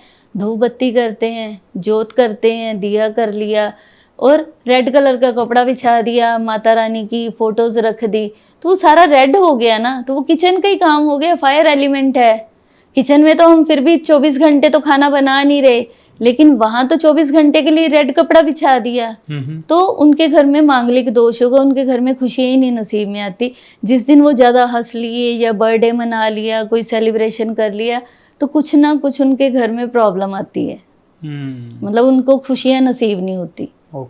तो ये कनेक्ट होता है एस्ट्रोलॉजी से। तो इसलिए एस्ट्रो वास्तु करवाना ज़्यादा बेस्ट रहता है, क्योंकि हर घर का, अगर आपकी मतलब समझ लीजिए कि आपकी पीढ़ी में चलती आ रही है पीढ़ी, तो पहले लोगों ने बहुत ग्रो किया, लेकिन आगे की जो पीढ़ी है वो नहीं ग्रो करी, तो वो कहते तब भी तो वास्तु काम कर रहा था या नहीं वास्तु के अकॉर्डिंग है, तो उन्होंने ग्रो किया हुआ था, आप नहीं कर रहे, तो उसका मतलब ये होता है कि उनके जो प्लैनेट्स है उनके हिसाब से वो घर ठीक था। अच्छा, नॉर्थ ईस्ट की टॉयलेट भी कई बार अच्छा रिजल्ट देती है, डिपेंड करता है कि आपका चार्ट कैसा है, उसमें राहु कहाँ प्लेसमेंट है। अब वो सीढ़ियां हैं वो बुध से रिलेटेड हैं, ओके, किचन है मंगल से रिलेटेड है, डस्टबिन हो गया, वॉशिंग मशीन होगी, ये सारी जो चीजें हैं ये देखना पड़ता है कहाँ पर रखनी है, और इंसान की दशा कैसी चल रही है, उसके जो वर्ष फल है उसमें वो ग्रह कहाँ पे आया हुआ है। अब एक नॉर्मल आदमी इतनी सारी चीजें कहाँ याद रख पाएगा और इतनी सारी चीजों को कैसे एडजस्ट कर पाएगा? मेरे को मतलब आपसे ना एक ओवरऑल मेरे को ऐसा होलिस्टिक व्यू जानना है, क्योंकि अगर आज मैं सच बोलूँ तो बहुत सारे पॉडकास्ट देखते हैं न्यूमरोलॉजी से रिलेटेड, वास्तु, एस्ट्रोलॉजी पॉडकास्ट, या छोटी छोटी रील्स आती रहती है। तो जैसे आपने कहा कि भाई अब यहाँ मंदिर नहीं होना चाहिए, है ना, हमने तो बचपन से यही सुना है कि नॉर्थ ईस्ट की तरफ ही होना चाहिए मंदिर, है ना, चाहे मैं ऑफिस में भी है तो मैंने नॉर्थ ईस्ट में लगा रखा है मंदिर, इवन घर में भी है, तो वो मतलब हो सकता है वो नॉर्थ ईस्ट में हो या नहीं हो, लेकिन वो जिस भी वॉल पे होगा वो नॉर्थ ईस्ट को फेस करती हुई वॉल है, चाहे वो कमरा भले साउथ वेस्ट में ही क्यों ना हो। तो ये चीजें हमने बचपन से सुनी है, अब हमने बड़ों से भी सुनी है, ये कई बार पंडित पुजारियों से भी सुनी है। अब आपसे मैं सुनूं कि वो वहाँ पे फायर एलिमेंट ज़्यादा हो गया, अब तो वहाँ तो दिया भी जलता है रोज ही, वहाँ तो अगरबत्ती भी जलती है रोज सुबह शाम। तो एक नॉर्मल आदमी के लिए तो ये बड़ा फिर कंफ्यूजिंग हो जाएगा, बहुत सारी चीज़ें कंफ्यूजिंग हो जाएगी, बहुत सारी चीज़ें। अब मान लो मैंने घर लिया, अब मेरा घर का किचन अब आपके हिसाब से मैं कहूँ तो मेरा नॉर्थ ईस्ट में ही है। अब नॉर्थ ईस्ट में भी नहीं, मैं कहूँगा सेंटर में है, ऑलमोस्ट घर के सेंटर के पास है, लेकिन सेंटर से हल्का सा नॉर्थ ईस्ट की तरफ। तो now all these things will create chaos in my mind कि अरे ये तो, जबकि भगवान की कृपा से सब अच्छा चल रहा है। नहीं, वही कह रही हूँ ना कि अब अगर आप ये सोचो कि हर इंसान डॉक्टर बन जाएगा, वो पॉसिबल नहीं है। तो डॉक्टर ने अपनी स्टडी की हुई है, उसको पता है, और डॉक्टर भी स्पेशलिस्ट अलग अलग तरीके के होते हैं। तो ऐसे ही कोई वास्तु कर रहा है तो उसका स्पेशलिस्ट है, उसको पता है कहाँ पर दिक्कत है। लेकिन बहुत सारे लोग ऐसे भी हैं कि सर में दर्द हुआ, पेन किलर ले लिया, अब ये नहीं पता सर में दर्द जो है वो आपके दांत में दर्द की वजह से हो रहा है या नींद नहीं पूरी हुई उस वजह से हो रहा है, लेकिन हम पेन किलर ले लेते हैं यूट्यूब से या कहीं से भी सुन के, छोटे मोटे आयुर्वेदिक ट्रीटमेंट कर लेते हैं, तो उनका नेगेटिव रिजल्ट भी मिलता ही है। तो ऐसे ही नॉर्थ ईस्ट में जैसे पता है कि हाँ मंदिर बना दिया, क्योंकि नॉर्थ ईस्ट जो जगह है वो भगवान की है और हमारा सर है। आप बताओ कि आपका सर है वो जितना हल्का होगा उतना आप अच्छा सोच पाओगे। बिल्कुल। अगर आपके सर पे हमने वेट रख दिया तो कितनी देर आप वजन सह सकोगे? थोड़ा कम ना, और थोड़ा कम क्या, एक दिन से ज्यादा नहीं रख पाओगे, है ना। गर्दन में दर्द होगा, गर्दन से फिर धीरे धीरे पूरी बॉडी में पेन होना शुरू हो जाएगा। तो इसलिए नॉर्थ ईस्ट को कहते हैं हल्का रखो, साफ सुथरा रखो, क्योंकि जितना नॉर्थ ईस्ट क्लियर होगा हमारे माइंड की क्लैरिटी उतनी होगी। वहां पे आग आ गई तो दिमाग में गुस्सा आएगा, घर में कलेश पड़ेंगे, ठीक है ना। तो इसलिए ये चीजें हैं, जो जिस चीज का स्पेशलिस्ट है उसको पता है कि कहाँ पर होने से क्या दिक्कत होगी। और कुछ लोग ऐसे होते, मैंने जैसे बताया नॉर्थ ईस्ट में प्रॉब्लम है तो वो लोग कहेंगे हमें तो ऐसा कुछ है ही नहीं, जैसे आप कह रहे हो आपके नॉर्थ ईस्ट में ऐसा है। वो लोग मानते भी नहीं है क्योंकि दिमाग उनका काम ही नहीं करता। वो दिमाग ज्यादा काम करता हो तो उनको लगता है कि हम समझ, नॉर्थ ईस्ट जिसका भी हाइट में होगा, इस पे डिपेंड ये नहीं कि हमने सिर्फ ग्राउंड को ही देखना है। वहां पे अगर हाइट में हुआ, जैसे पंजाब में सारे इंडिविजुअल घर होते हैं तो किसी की हाइट ऊंची है किसी की नीची है, तो नॉर्थ ईस्ट जो है जिसका भी ऊंचा होगा ना वो सोचेगा मेरे से समझदार दुनिया में कोई है ही नहीं। एक नहीं, मैंने हजारों लोगों का देखा हुआ, मेरे पास इतने मैप है। और पता नहीं क्यों मेरी जो अभी पिछली दशा निकल के हटी है ना, तो शुक्र की और ये राहु की सारी चीजें मेरे पास आते भी वैसे ही क्लाइंट थे। तो ये भी डिपेंड करता, अभी जैसे मेरे पास सूर्य की मेरी दशा चल रही है तो वैसे क्लाइंट आएंगे जिनको नेम फेम चाहिए, Wow. जिनको सक्सेस चाहिए।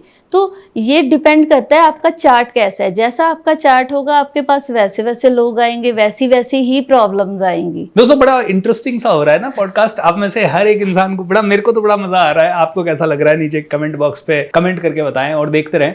एंड साथ ही साथ हमारे बहुत सारे प्रोग्राम्स होते रहते हैं, उन प्रोग्राम्स में जरूर जुड़े। मेरा spiritual talk with BSRB channel है जहाँ पे मैं बहुत सारी मेडिटेशंस एंड बहुत सारी चीज़ें आपको ऐसी करवाते हैं, जहाँ हमारा डिवाइन हीलिंग कैंप होता है। आपकी ज़िंदगी में बहुत सारी प्रॉब्लम्स हो सकती हैं, उनके लिए हम हीलिंग के लिए लाइव सेशंस करते हैं और इस तरह की इंटरेस्टिंग पॉडकास्ट और चीज़ें भी आपके लिए लाते रहेंगे। सो यस मैम, अब बात करते हैं कुंडली की, है ना। मेरा एक सवाल हमेशा बचपन से था, भाई यहाँ इंडिया में हम कुंडली मना के शादी करना चाहते हैं, बोले कुंडली मिलेगी तो ही शादी करेंगे। अमेरिका, ऑस्ट्रेलिया, पूरी दुनिया में भैया प्यार हुआ और शादी हो गई, कुंडली वुंडली गई भाड़ में। अब डेफिनेटली सुनते हैं कि वहाँ तलाक भी ज़्यादा होते हैं, लेकिन आज मैं इंडिया में देखूँ तो भले कुंडलियाँ तो मिल गई है, लेकिन दिल कहाँ मिल रहे हैं। एक ही घर के नीचे हस्बैंड वाइफ रह तो रहे हैं, लेकिन 50% को आज अगर ऑप्शन मिल जाए ना तलाक का, तो आज रात को तलाक हो जाए। सो मुझे ऐसा लगता है, मेरा ऐसा थॉट है और मेरा ऐसा क्वेश्चन भी है कि थॉट है कि क्या कुंडली ज़रूरी है वास्तव में? नंबर 1, क्या मिलान ज़रूरी है शादियों के पहले? और अगर कुंडलियाँ मिला भी रहे हैं तो क्या वो गारंटी है कि आगे लाइफ अच्छी चलेगी? मुझे तो नहीं लगता। तो आपका क्या कहना है? ये थोड़ा आपने क्रिटिकल क्वेश्चन किया, लेकिन मेरे पास इसका आंसर है, क्योंकि उसकी एग्जांपल मैं खुद हूँ। सिख फैमिली से हूँ, तो कुंडली वहाँ पे बनाते नहीं है और ना ही मानते हैं इन चीज़ों को। तो मैरिज हो गई, मैरिज के बाद इन लॉज हैं, वो कहते जी हमें तो कुंडली बनानी है। अब मैरिज के बाद बनानी थी, क्योंकि हमारी हस्बैंड वाइफ की इतनी अच्छी बॉन्डिंग नहीं थी, तो कुंडली बनाई। मैं मांगलिक हूँ, ये नॉन मांगलिक हैं। मेरा वास्तु में आने का या ओकल्ट साइंस में आने का रीज़न ही ये था कि 28 साल हो गए मैरिज को, तो 1 साल बहुत टफ था।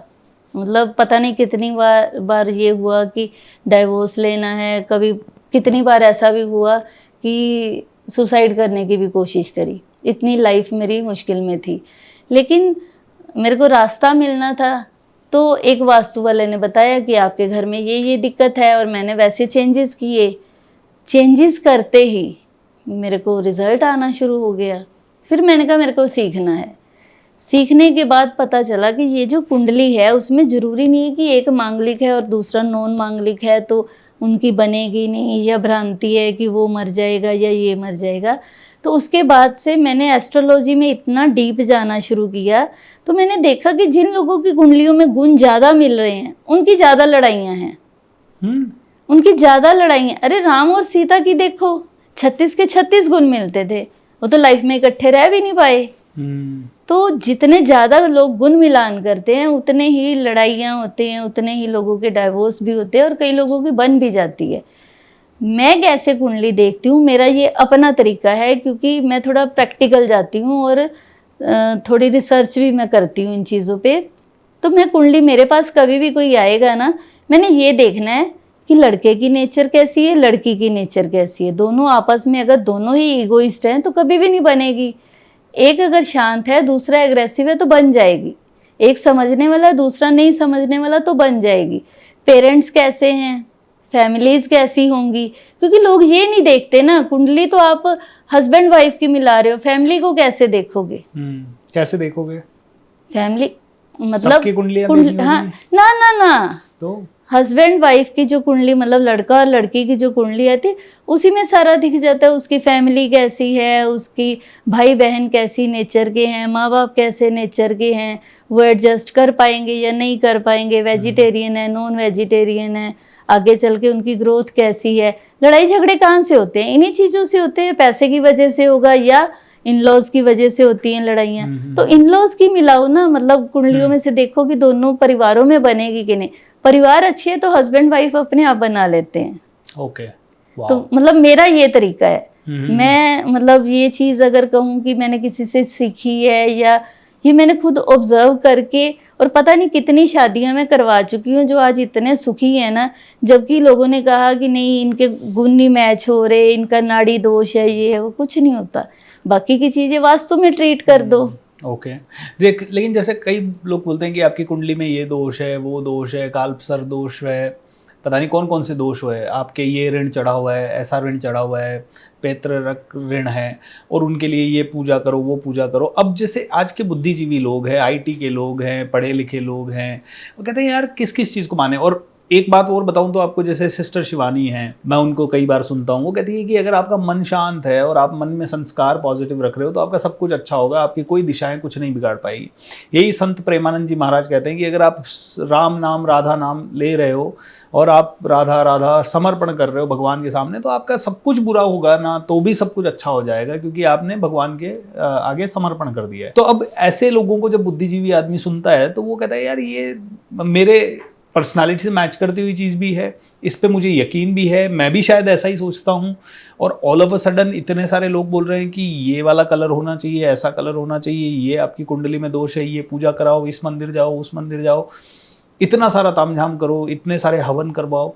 सो कंफ्यूजन ही कंफ्यूजन है, सॉल्यूशन कुछ मिला नहीं, ऐसा नहीं है। अगर आप कहो कि जब तक आप किसी को ऐसा सुनते हो ना तो आपको लगता है कि वाकई लाइफ ऐसे ही है कि आप परमात्मा का नाम लो, कितनी देर ले लोगे? कलयुग है, पैसा हर किसी को चाहिए जी, काम क्रोध लोभ मोह अहंकार सभी के अंदर है। अगर आप कहो कि आप हर टाइम एक ही टाइप के रह सकते हो, नहीं रह सकते।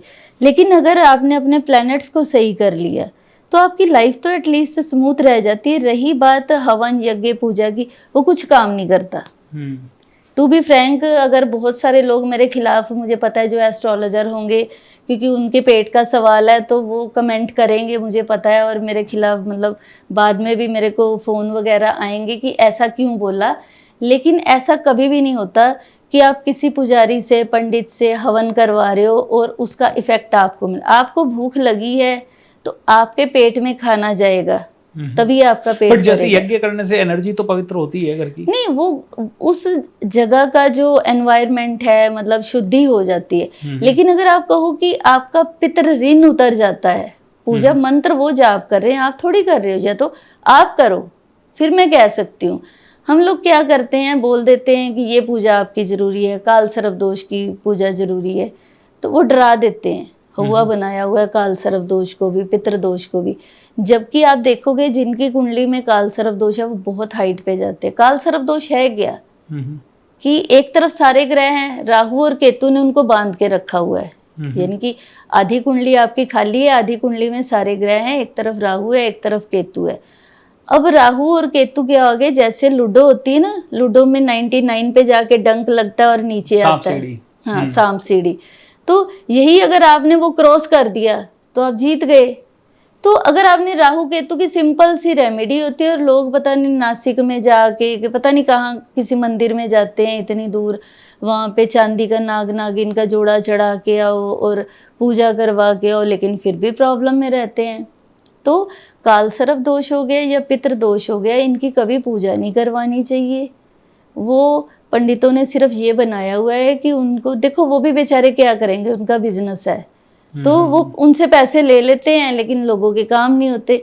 जो भी कर्म आप अपने हाथों से करते हो उसका फल मिलता है, अदरवाइज जैसे ऐसे अब हिंदू धर्म में तो हर चीज का एक यज्ञ है, हर चीज की एक पूजा है, हर चीज का एक हवन है, और अब इतने सारे लोगों की श्रद्धा और आस्था का सवाल हो जाता है ये तो। हाँ, हो, तभी तो मैंने पहले ही कह दिया कि लोग, मेरे को पता है, मेरे को कॉल भी आएंगे, कमेंट भी आएंगे कि आपने इतना ओपनली कैसे ये बात बोल दी। लेकिन ठीक है, श्रद्धा एक आपका बिलीफ है, वो काम करता है। आपके ब्रेन ने काम करना है। पेन किलर है, आपने खा ली तो आपको लगेगा मेरा दर्द सही हो गया। जब तक नहीं खाते आपको लगता रहता है। आप उसकी जगह सिंपल गोली किसी को, मेरे पास भी ऐसा होता है, मैं कई लोगों को रेमेडीज बताती हूँ, मैं देख लेती हूँ, उनका माइंड पढ़ लेती हूँ, तो उनको होता है कि नहीं हमें बहुत प्रॉब्लम है, बहुत प्रॉब्लम है। अगर उनको सिंपल सा उपाय बता दिया ना तो वो ये कह देंगे इनको कुछ आता ही नहीं है, इससे क्या होगा, तो उनको थोड़ा टफ बता देती हूँ। तो आपके हिसाब से अभी जैसे अब मेरे को 3 स्पेसिफिक प्रॉब्लम्स हैं लोगों की, है ना, health problem, relationship problem, money problem. इन तीनों पे 3 सॉल्यूशन आपके हिसाब से क्या क्या हो सकते हैं? वास्तु, रेमेडी, न्यूमरोलॉजी, हेल्थ के हिसाब से, हेल्थ के हिसाब से 3 सॉल्यूशन।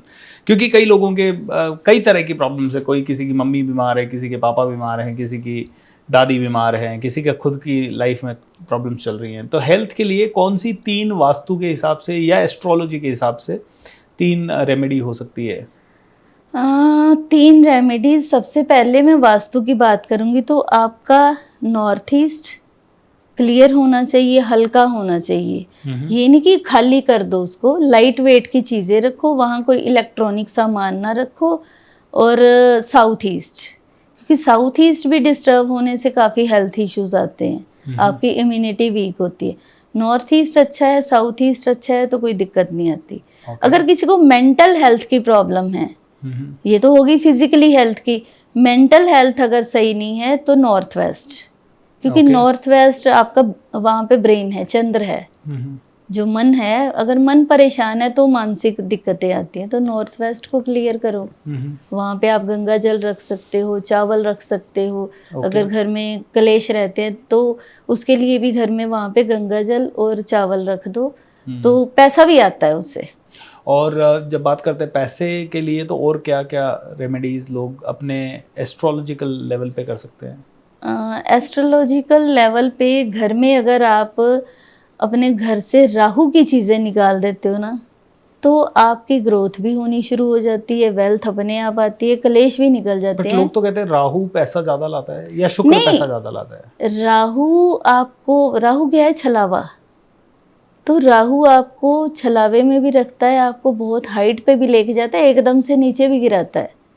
और राहु हर रुकावट का कारक भी है। अच्छा। तो राहु, अगर कहते हैं ना, राहु जिसको तारे उसको कौन मारे, और राहु जिसको मारे उसको कौन तारे। तो राहु की चीजें हो गई बंद घड़ियां, खराब इलेक्ट्रॉनिक सामान, जंग लगा लोहा, बरसात में भीगी हुई लकड़ी, तो ये जितनी चीजें, और जो जैसे कीज हैं, चाबियां हो गई, फालतू के कील हो गए, और ऐसे लॉक हो गए जिनकी चाबी नहीं है, या बंद लॉक करके रखा है, चाबी खो गई है, तो उनके काम भी बंद हो जाते हैं। तो ये सारी ग्रोथ की कारक हैं। और घर में ज़्यादा तुलसी, मनी प्लांट, रबड़ प्लांट ये नहीं रखने चाहिए, बड़े बड़े पत्तों वाले नहीं रखने चाहिए, ये आपकी ग्रोथ में रुकावट देते हैं। अच्छा। ये शंख, सीप, कोडियाँ, ढोलकी, तबला, सितार, गिटार, मनी प्लांट, ये चीज़ें मत रखो। आपको ज़रूरत ही नहीं पड़ेगी रेमेडीज करने की। आपने राहु और बुध की जो खराब चीज़ें हैं वो निकाल दी। सितार गिटार भी ना रखें? हाँ, सितार गिटार क्या है? बुध की चीज़ें हैं। तो आपको नहीं पता ना, आपके घर में किसी का अगर बुध खराब आ गया, तो बुध क्या है? बुद्धि। बुद्धि से ही बिजनेस है, बुद्धि से ही आप किसी से कमा सकते हो ना। तो इसलिए ये चीज़ें, जितने भी शंख, सीप, कोडियाँ, घर में लोग घंटी रखते हैं, धार्मिक किताबें रखते हैं, ये सारी रुकावट करती हैं। क्योंकि जो धार्मिक किताबें हो गया, या बहुत ज़्यादा मंदिर में आपने रख ली, स्पिरिचुअल चीज़ें रख ली, एक छोटा सा मंदिर बनाते हैं, उसमें इतने सारे देवी देवता रख देते हैं कि ये शंकर जी भी रखने हैं, हनुमान जी भी रखने हैं। आप एक कमरे में कितने लोग रह सकते हो? अपने लिए तो अलग अलग कमरे बना के रखे हैं।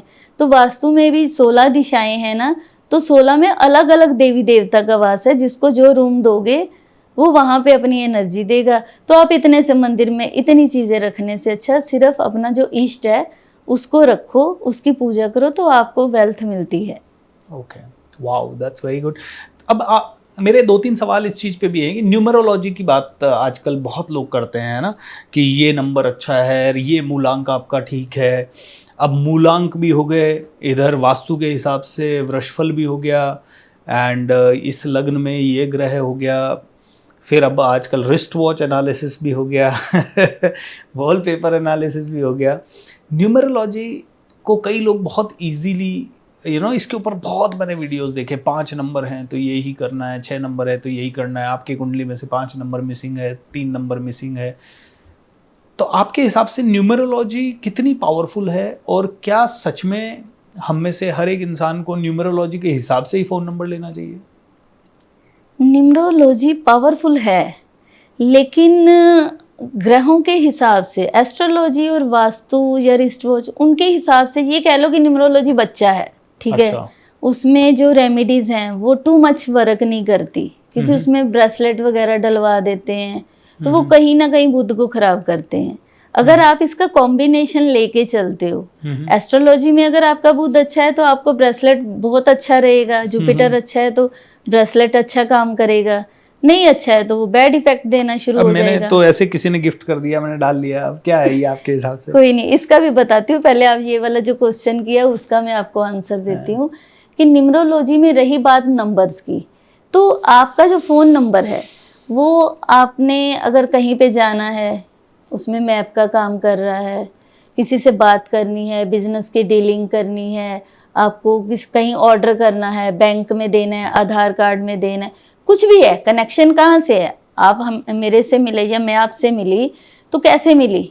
फोन के थ्रू ही मिले ना। मैंने पहले कॉल किया, आपने नंबर अपना डिस्ट्रीब्यूट किया, तो वो क्या है?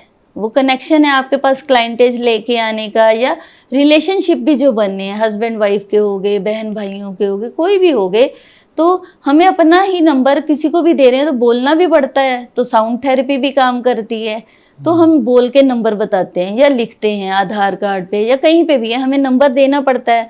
तो अगर आपका फ़ोन नंबर सही है तो आपका बिजनेस, जैसे उसमें कॉम्बिनेशंस होते हैं, पेयर्स होते हैं, उसका टोटल कितना होना चाहिए वो आपके न्यूमरोलॉजी के हिसाब से होता है कि आपका कौन सा मैच करता है। जैसे 1 और 8 है, वो एनिमी नंबर हैं। किसी का डेट ऑफ बर्थ 1 तारीख को है या 10 को है या 19 का आ गया, 28 का आ गया, तो उनको अगर आपने 8 टोटल दे दिया तो वो उसको हमेशा स्ट्रगल करवाएगा। अगर उसका जो उसको एक वाले को 9 नंबर दे दिया तो वो बहुत ग्रो करेगा। तो ये हो गया टोटल की बात। रही पेयरिंग की बात, अब पेयर जो है उसमें रेड जोन में जो आते हैं बहुत नेगेटिव, जैसे किसी का 3-4 या 4-3 आ गया किसी के भी नंबर में, तो आप देखना उनकी फैमिली में कोई ना कोई फैमिली हिस्ट्री में पैरालाइज्ड होगा, उनको अस्थमा की प्रॉब्लम होगी, उनको हार्ट की प्रॉब्लम होगी, मतलब हेल्थ इश्यूज टू मच होते हैं, क्रोनिक डिसीज होती हैं ऐसी फैमिलीज में। 4-5 हो गया या 5-4 हो गया तो उनके घर की बहन, बुआ और बेटी वो हमेशा दिक्कत में रहेंगी, घर में हॉस्पिटल होगा, यानी कि टू मच दवाइयाँ होंगी। मतलब कौन से नंबर का पेयर बताया आपने? सॉरी, एक 4-5 4-5 या 5-4, तो ये टू मच डेंजरस है। 3-4 और 4-3 ये हेल्थ के लिए दोनों ही बहुत ज़्यादा डेंजरस हैं। अब किसी के भी नंबर में 1-8 या 8-1 आ गया तो उनको लीगल इश्यूज होंगे। घर में बाप और बेटे की कभी भी अंडरस्टैंडिंग नहीं होगी, उस घर में बाप बेटे की मतलब लड़ाई रहेगी। अगर लड़ नहीं रहे तो मिसअंडरस्टैंडिंग तो है ही, एक दूसरे की बात नहीं मानेंगे। ओके तो 2-8 आ गया या 8-2 आ गया, ये विष योग बनाता है। ओके ऐसे बंदे को डिप्रेशन होगा, घर में सीलन या लीकेज होगी, फिर उनके घर में 2 मैरिज किसी ना किसी की हुई होंगी, और ऐसे लोगों को मतलब हमेशा 24 घंटे एक तो उनका दिमाग चलता है और अंदर से ना उनको खुद नहीं समझ आता किस चीज़ का डर है, अनजाना सा डर लगा रहेगा। तो ये नंबर अगर किसी के भी मोबाइल नंबर में है तो तुरंत बदल देने चाहिए?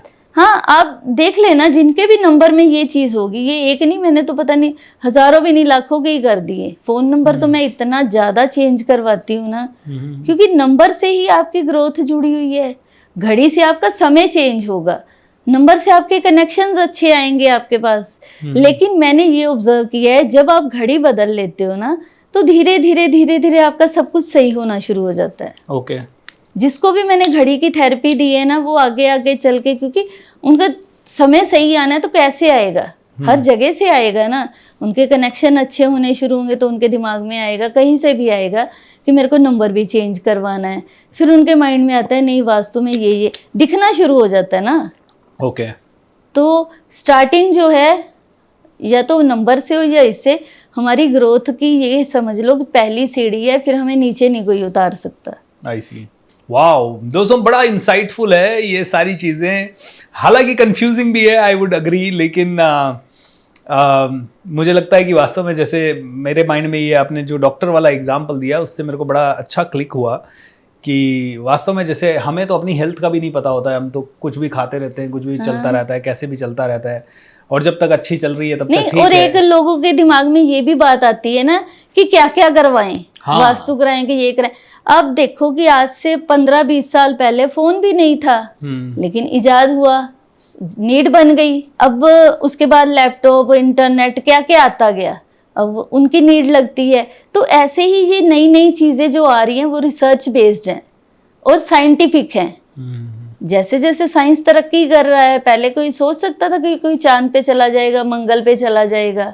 तो जरूरी क्या है? अब हाथ में 5 उंगलियां हैं, अब बताओ कौन सी उंगली हम कहें कि काट देते हैं? करेक्ट। 5 उंगलियां तो मुट्ठी बनती है, मजबूती जी। आती है।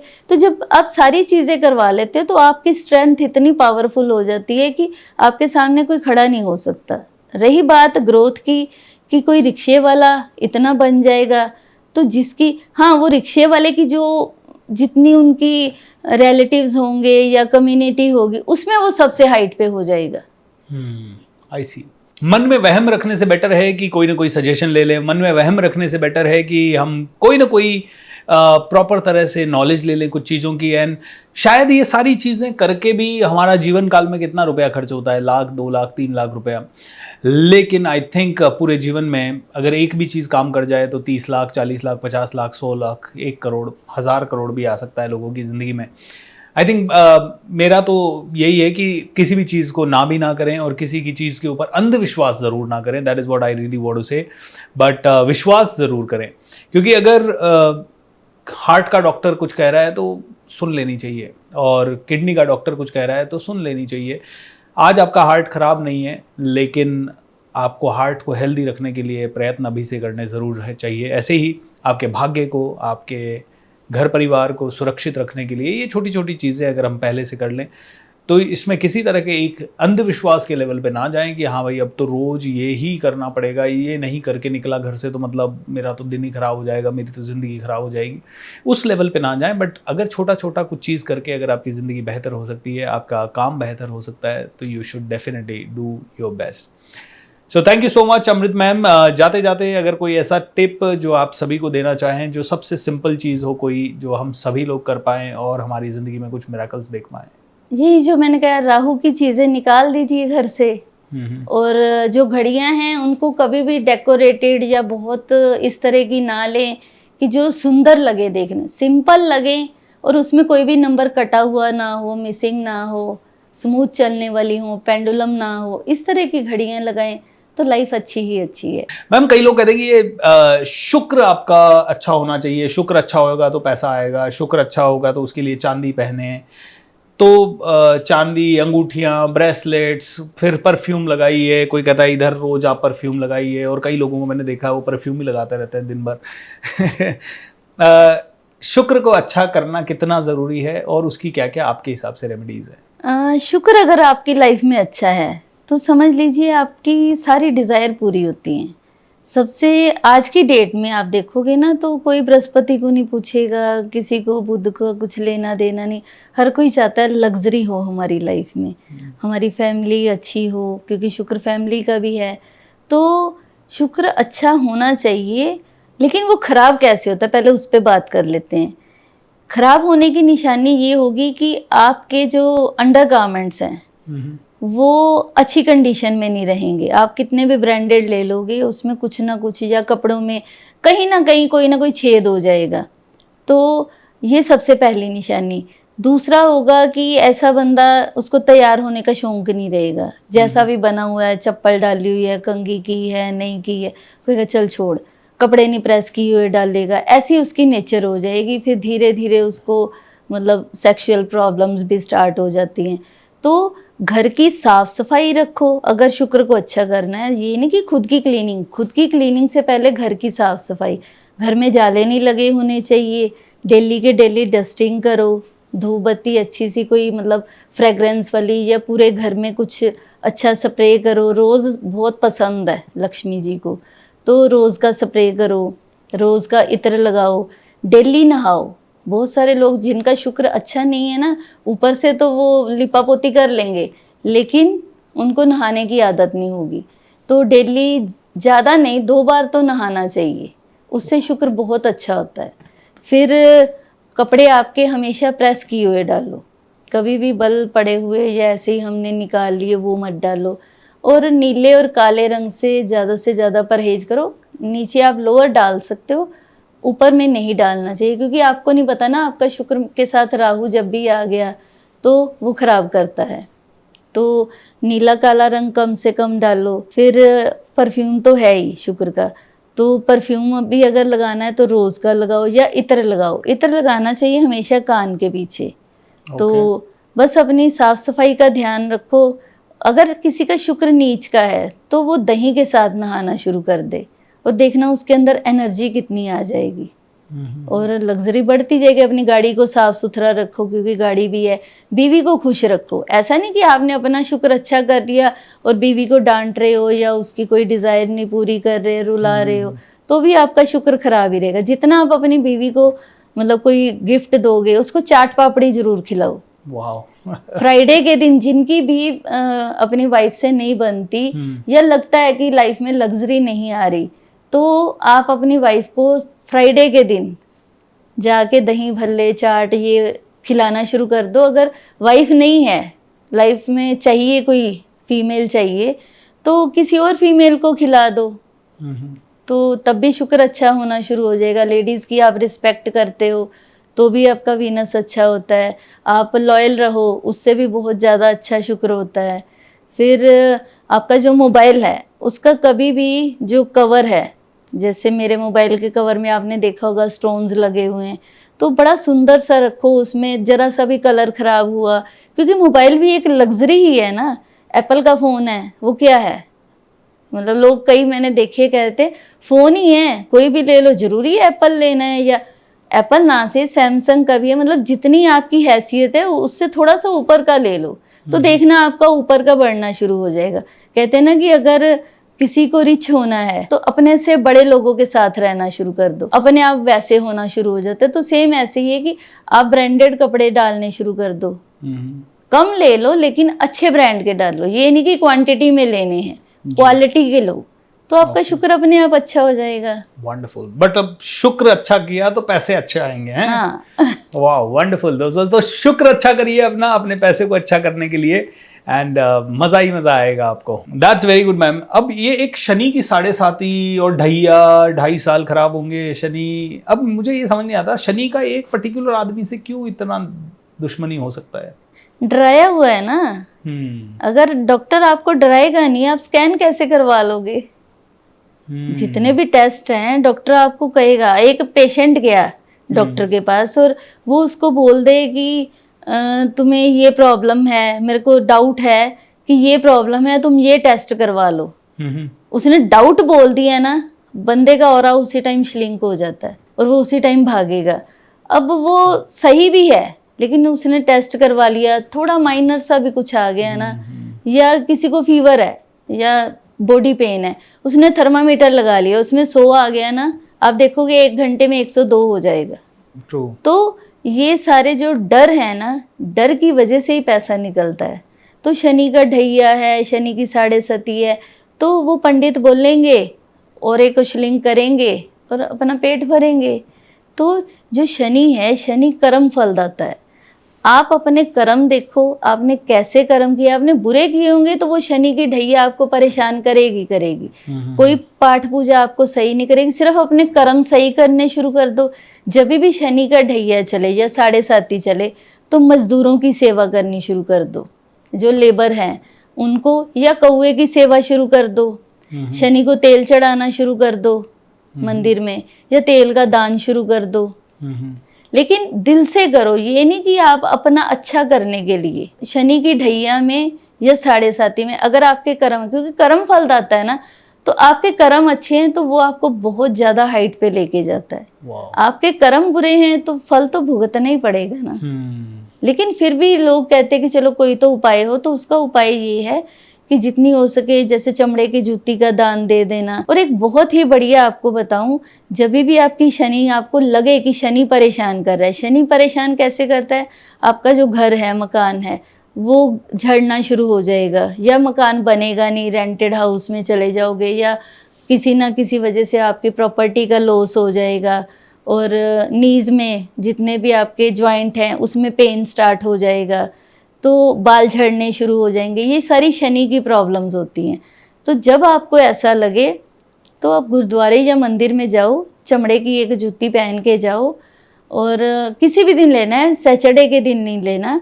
वहाँ पर जाके गुरुद्वारे के बाहर या मंदिर के बाहर, जहाँ पर भी रिलीजियस कोई भी प्लेस हो, बाहर उतारे जूते, अंदर गए, जाके वहां पर प्रे करी परमात्मा को कि मैं अपनी सारी प्रॉब्लम्स तेरे को समर्पित करके जा रहा हूँ, अब तू देख क्या करना है, मैंने सब तेरे पे छोड़ा, मेरे को कुछ नहीं करना, मेरे को तेरे पे भरोसा है।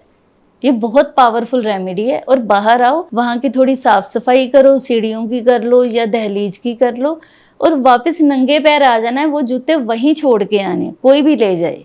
ये इतनी पावरफुल रेमेडी है ना कि शनि की आप जितना मर्जी बुरे कर्म भी किए होंगे वो भी कट जाते हैं इससे। That's a very good remedy ma'am. And लगता है कि ये छोटी छोटी चीजें हमारी जिंदगी को काफी इंपैक्ट कर सकती हैं। तो दोस्तों ये था जबरदस्त insightful podcast on Vastushastra, astrology, numerology, थोड़ा बहुत आपका wrist watch analysis, mobile phone analysis and so many things. हम में से हर एक आदमी अगर अमृत मैम से कनेक्ट करना चाहता है तो इस वीडियो के नीचे उनके फोन नंबर, उनकी डिटेल्स मैं आपको शेयर कर रहा हूँ। You can connect with her, you can take your guidance. उनके वेबिनार्स भी होते हैं, सेमिनार्स भी होते हैं, उनके कुछ कोर्सेज भी हैं। You too can learn all these kind of powerful things. लेकिन उससे भी इंपॉर्टेंट, पहले अपने जीवन में थोड़ी बहुत अप्लाई करें, पहले अपने जीवन में चीजों को सीखें, थोड़ा समझें, and see if the magic happens. Only if you believe, then definitely go for it. दोस्तों मैं एक ही चीज कहता हूं, मेरी जिंदगी में भी एक बुरा समय आया 2017-18 में, बहुत फाइनेंशियल लॉसेस हुए, बहुत एक्सट्रीम हुए। उस समय मैंने ज्यादा तो नहीं, न्यूमरोलॉजिस्ट का थोड़ा सा सहारा लिया, थोड़ा सा नेम, सिग्नेचर, ये छोटी मोटी चीजें चेंज की, और उससे भी मुझे काफ़ी फायदा हुआ। मैं नहीं कहूँगा कि सिर्फ उसी से हुआ, लेकिन मैंने बहुत सारी चीज़ें की। जैसे मैंने जल्दी सुबह उठना शुरू किया, मेडिटेशन करना शुरू किया, मैं अपने और भी प्रोफेशनल स्किल्स को बढ़ाना मैंने शुरू किया, नई चीज़ें सीखना शुरू किया। वो सारी चीज़ें भी शायद हुई। अब या तो ये चीज़ चेंज करने से ये हुआ या ये चेंज करने से ये हुआ, आई डोंट नो कौन सी चीज़ किस पे डिपेंडेंट है, बट मैं ओवरऑल क्रेडिट दूँ तो सारी चीज़ें करके सब कुछ बदल जाता है। मैं कहता हूँ जब आपकी ज़िंदगी में कोई भी प्रॉब्लम है तो आपके प्रयत्न भी युद्ध स्तर पर होने चाहिए।